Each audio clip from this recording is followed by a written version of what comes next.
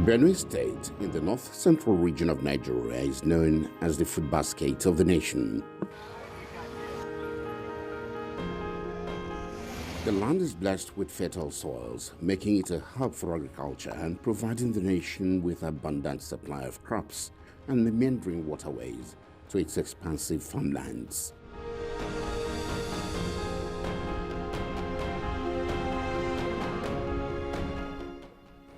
It's home to over 40 distinct ethnic groups. The Doma, Tiv and Igede peoples, among others, have preserved their unique languages and traditions.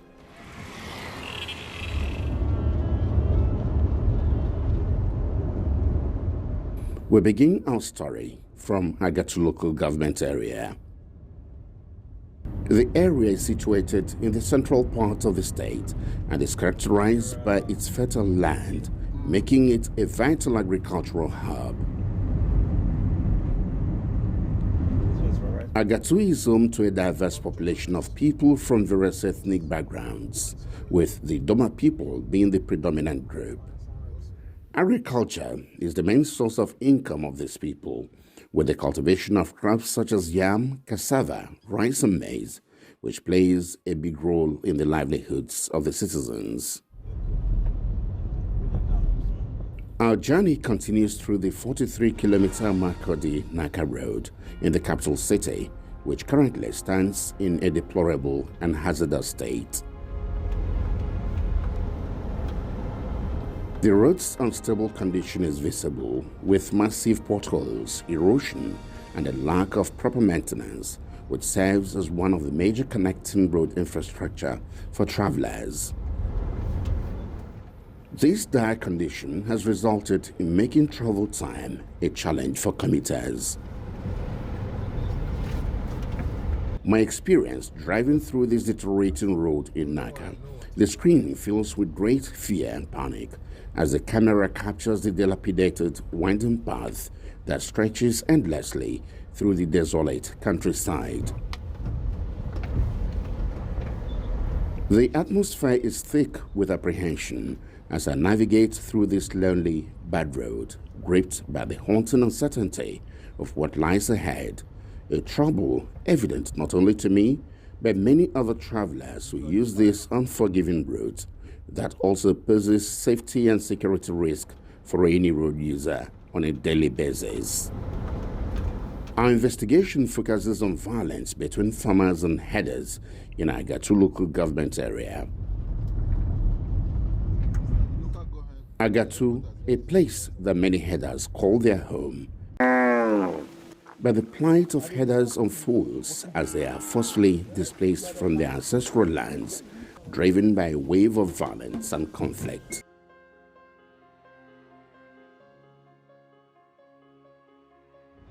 We drive some kilometers to Loko, a boundary community, in order to get a better perspective of the ongoing conflict.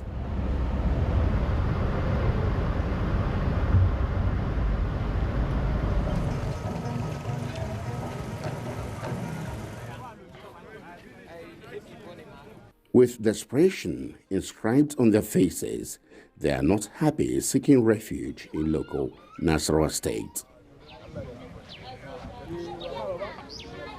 They are forced to leave behind their homes, livelihoods, and the very essence of their identity. These herders grapple with the harsh reality of displacement as they seek safety and shelter in unfamiliar territory, all the while carrying the weight of uncertainty and the memories of their once peaceful lives in Agatu.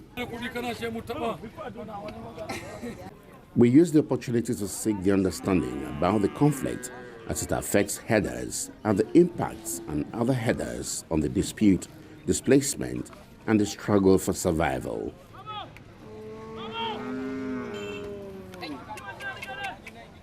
Ado of Agatu describes the community as once a serene place where he and many other people grew up.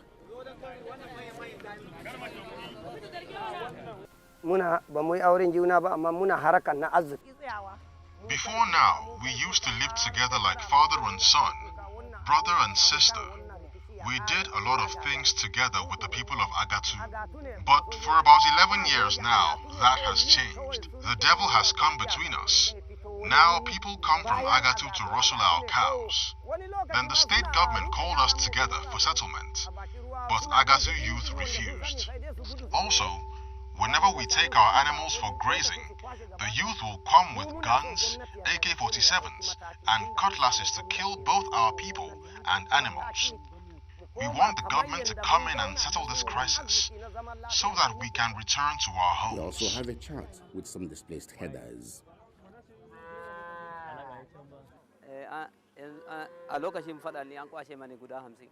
During the crisis, they stole over 50 of my cows. I don't want to talk too much. I want to beg the new government in Benue State, who was promised to look into the crisis, to get a lasting solution so that I can go back to my place. The conflict has spilled over into other communities, distorting the peace. A displaced header provides insights into the complexities of the crisis. I am calling on the government to step in and resolve this crisis so that peace can come to Benue State. We only follow paths that have no farms. As it is now, there is no peace. Most of the state has farmers-herders clashes. Even when the government establishes grazing laws, we only hear about the laws from the mouth of the people and not from the government. The people of Agatu know that it's with sticks we control our cows. We never use guns, as alleged.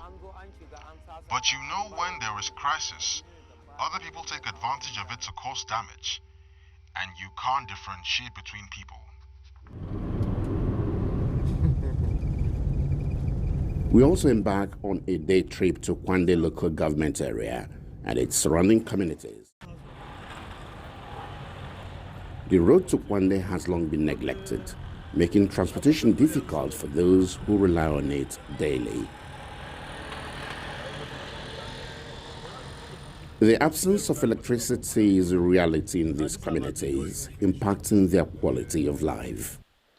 One of the best ways to get a better understanding of the conflict was to speak with a royal father in Kwande Area Traditional Council, His Royal Highness Simon Bever. When this issue of boundaries are not settled, either by the federal government, then there will be a kind of crisis between us and the Jukwin people. And in the past, at a point, the government will intercept and the issue will go down. But in recent times, what has aggravated the whole thing is we don't know why and where the Fulanis have just come from. They intentionally graze on our farms and the issues started coming up. In a rare and unprecedented development, a king whom we cannot name to protect his anonymity shares more light. As he spoke to us, he feels disheartened over the dispute. Who owns the land? Then the government should order the security agency to operate there and take the people who are imposing themselves on the people, take them away and allow the original people to enjoy their own land. The politicians are not the ones following the crisis. Politicians, they are the ones. They're the ones, but we could classify them. Civil society organizations, both within and outside Benue State, have allegedly accused politicians of playing a detrimental role in perpetuating the ongoing conflict. Even within communities, within the same people that are in the same community, you continue to have this conflict. You continue to have these problems. Not the issue of so-called outsiders. In this case, maybe the herders. No, within the communities, you will know that there are a lot of communal violence going on because the law itself, it was informed based on those large sentiment that outsiders allegedly are coming to grab the land of the original inhabitants in Benue. But based on this land grabbing and this corruption that we see from some elite and some government official, you will see that that is not the only factor. That's not the only thing. unless we face the truth about this whole problem of farmers headers in Benue and many communities in Nigeria where you have these consistent problems. You ask yourself, how many herders do you have in the whole country? How many of them that it is impossible to put them under check, under control? That is just to tell you that it has just simply been used as a tool for purely more political interest, political violence, and opportunity to steal money in the name of security boards. The activist groups are calling for a more responsible and ethical approach to governance, emphasizing the need for politicians to act in the best interest of the people they serve and to contribute to lasting solutions to the crisis in Benue State. As part of our ongoing findings, we have the opportunity to speak with retired army officers and experienced security consultants, and they shed light on the conflict in Benue State, its causes and potential solutions. It's a conflict that has lasted, but it's metamorphosed from one stage to the other. At a time, I will call it, is it a peaceful conflict? Yes, because it will happen and it will be resolved. At a time, middle into it, it became unresolvable. It seems unresolvable. At a time, we had information that people, outsiders, outside Benue State started intervening. And that was where it became like a monster. The insights from our guest, based on his perspectives and experiences in Pakistan and other countries with similar situation, highlight the potential for peaceful coexistence in regions plagued by conflicts. I was on study visits to about 2 or 3 African locations where we have cattle areas here, I think nomads also, but they got to a time in Namibia, Botswana, amongst others, they now started ranching, which I believe, I didn't go into the details of the history of what happened before then, that encouraged farmers, or call them farmers now, people, animal husbandry, particularly cattle and cows, and ranch them. I believe that was what the government, as it were then, Samuel Oton's government did, which I tell you is good. But what about this understanding of the people who are already used to moving their cattle from one place to the other? Do they understand that? What about the education? So the key thing here for me is the education. Who are the people to educate them? Are those people ready to do it? Are they doing it? That is the other leg to it.